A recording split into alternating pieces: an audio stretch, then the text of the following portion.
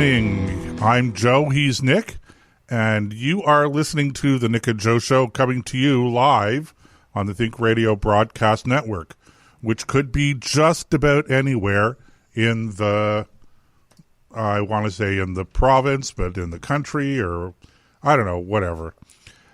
I would have said the known universe. Nick, I didn't even have to prompt you, Nick. You're right there. There I am. And I don't know, Tom Harris is our guest in the studio. We'll get to introducing him more formally in a minute, but he just ran in like at the last second, okay? He's used to our way of doing things, clearly. But Tom, can you hear Nick in that on your headphones?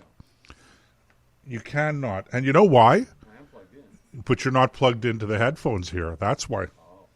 Okay, I'll get around to that in a minute. I might actually even get around to that sooner than a minute. Right now. See, that's right. Can't have a guest that can't hear over the headphones. Hang on a second. What did you ask me, Nick?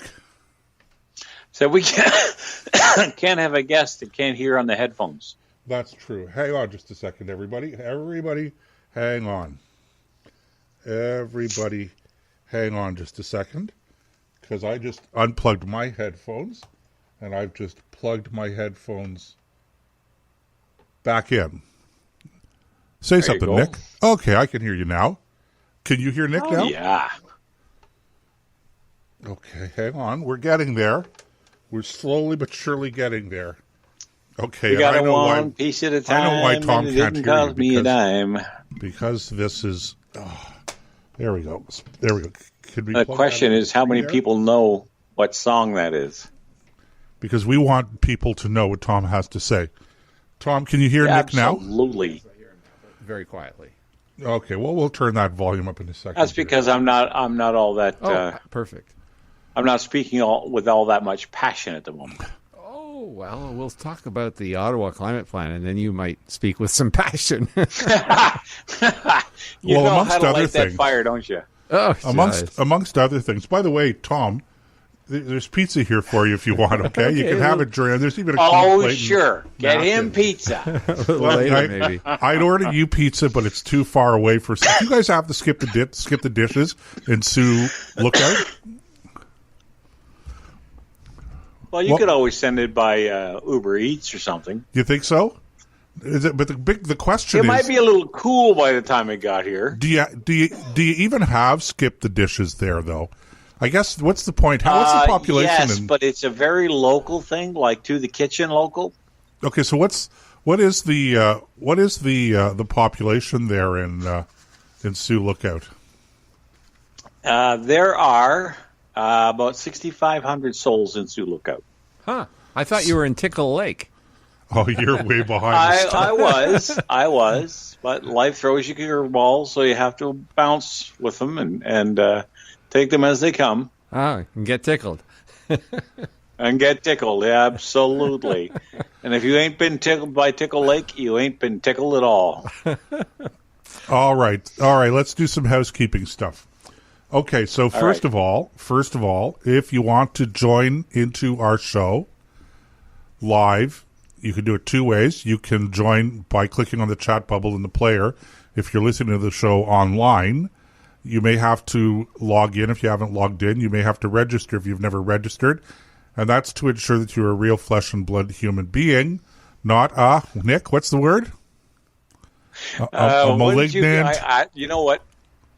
Come on. That would be a malicious malgorithm. A malgorithm. Okay, malicious. Yeah, we hadn't used malicious with that. It was always malignant, but... Okay, so a malignant malgorithm. A malignant malgorithm, that's right. Okay, all right. And guess what is up and running this week? And that is our telephone call-in. So you can reach us anywhere in North America, ladies and gentlemen. Toll-free, 855-346-1020. I'll say that number again throughout the show, but I'll do it a little more slowly now in case you've rushed to grab your pen or pencil and paper. 855-346-1020. How's that? Okay, we got that straightened out? We got that pretty much straightened out? All right. People still use paper. Yeah, people still use paper. I have the most amazing thing. It's called a Remarkable. Actually, it's the second generation, so it's a Remarkable 2. And what it is it's no big deal. People think, okay, you write on a tablet with one of those electric pens or electronic pens or whatever they want to call them, okay? And it's right. This is not new stuff, but I've always been intrigued by this because I do a lot of scribbling on pads and things like that and making notes and all, what have you. And so I've always been intrigued by the idea of not wasting paper. Not because I'm not doing this because I'm environmentally conscious. I am saying this because I just end up having papers all over the place and disorganized. And anyone who's ever seen my desk knows what that's like. I organize my desk, and within 30 minutes, it's papers strewn all over the place, and then I can't figure out what goes into what file, etc. And believe me, okay, by the time, just leave that for a week or 2 weeks, and then I just forget it. You might as well just take not a blowtorch, but a flamethrower to the office and burn the papers because I just don't know what belongs where anymore. Anyway, so the really neat thing about this is, so I've always been intrigued by this idea of having of just taking notes on a tablet and just keeping the notes, handwritten notes, right there in my tablet or computer. The problem is I hate the feel of writing on that smooth screen. So the neat thing about this Remarkable, and I guess there are a couple of other versions of this made by other manufacturers, is that it actually feels like you're writing on paper. Huh.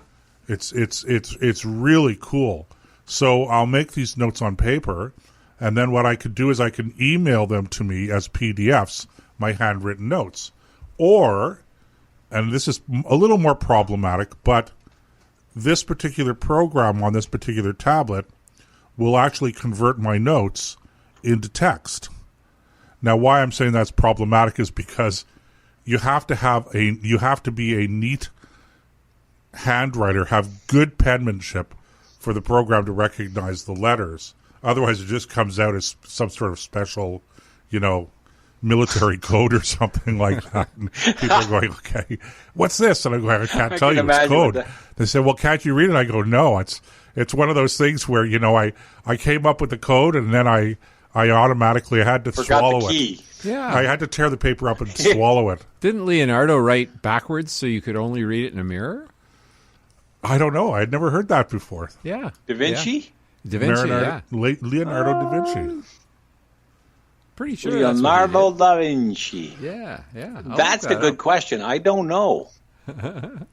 I'll look it up. Okay, that would So while Tom's looking it up, I promised a little bit more formal introduction. So Tom Harris is the executive director of the International Climate Science Coalition, also the International Climate Science Coalition Canada, which is sort of the Canadian not-for-profit chapter of the International Climate Science Coalition. And he's got a long background in communications and environmental science, I guess is the right way. Even though you're a mechanical engineer, is your with a specialization in thermal fluids. Right, which actually should make you a climate expert. Well, that's right. It's a big big thermal fluid system. What's that, Nick? Isn't that like somebody who's good at making coffee? Yeah, that's right. Well, I can heat it up and stir it around. The point is that Tom is educated there's two good things. Number one, educated in hard science. And I think that's really important. But just as important is the fact that Tom is kind of from our generation, Nick, which means that not only is he educated in hard sciences, but he has a basic well-rounded education and the capacity to think critically about the information that's been put in front of him. Unlike people who are graduated today, even if they have degrees in hard sciences, who seem to have lost the capacity to think critically and to apply their general knowledge to the specific problems that might be confronting them in their specific fields. And of course, it's not just you lose the capacity to think critically, but you actually don't even have these days the information in order to think critically. In other words, if you don't know that 2 + 2 = 4, if you don't know that 2 + 2 = 4, if you don't have a background in math, well, one wonders how you could get a degree in it. Well, they have woke mathematics now. No, that's old stuff already. Oh, is that right? Yeah, what was it we were talking about a couple of weeks ago, Nick? Is that talking about subjective math? Is that what they were calling it? Yeah, they're taking math. They're demathematizing math. They're removing demathematizing. That was it in California. Seriously. Oh wow. Yeah, there's a movement amongst educators. I don't think it's got through to the schools yet, but to demathematize mathematics. Oh, geez. They even have woke engineering, too. Now, what is woke engineering? Well, it's supposed to be based on feelings, okay, and identity groups, not the facts. What? Yeah, and in fact, it's interesting. There's a book called Cynical Theories. It's really excellent. It's by Helen Pluckrose and James Lindsay. It's on Amazon, and you can actually listen to it on Audible, which is what I did. And it's really exceptional. I mean, she points out that the whole foundation of the Enlightenment, which was evidence-based decision-making, open debate of alternative points of view, representative democracy, separation of church and state, all these different things that were parts of the Enlightenment are being rejected by this new woke ideology. And she says that, and she's not a right-winger, she's actually left-wing. She supports LGBT rights and all sorts of other things. But the fact is, she says it's the greatest threat to modern civilization since the fall of communism in Europe. Because she says what's happening is that they're trying to replace things like facts and evidence with feelings and identity groups. So it's not just what you say, it's who you are that matters. In other words, you could say something which they would consider very unacceptable, but a black person perhaps could say the same thing and it would be acceptable. So it's no longer based on facts. Facts don't matter. And you might remember that video that I sent around called Brainwashed. Do you remember that by Tom McDonald? It's he's a rap star out of Vancouver. He now lives in California. And he even wrote a rap video called Fake Woke. Fake woke, facts don't matter. And that's the fact. I mean, I'll give you a good example. I went to a presentation at the Museum of Science or Aviation and Space over here in Ottawa, and it was about the end of snow in Canada. There was going to be no more snow, and they were moaning on stage. They had skiers. They were all upset and everything else. Well, I went to the microphone and pointed out that the actual data, the facts, show that snow cover has been increasing across North America for decades. It doesn't look like it's going to stop anytime soon. And the audience and the people on stage were furious because, of course, I was not being woke. And, Helen Pluckrose says this is a very, very big problem in society where the facts don't matter. Okay, but when you refer to woke science or woke engineering, give me an example, Tom, of what would be woke engineering. Specifically, it's a hard thing to define. I mean, basically, they want to take into account people's identity groups when they make decisions about things like a bridge.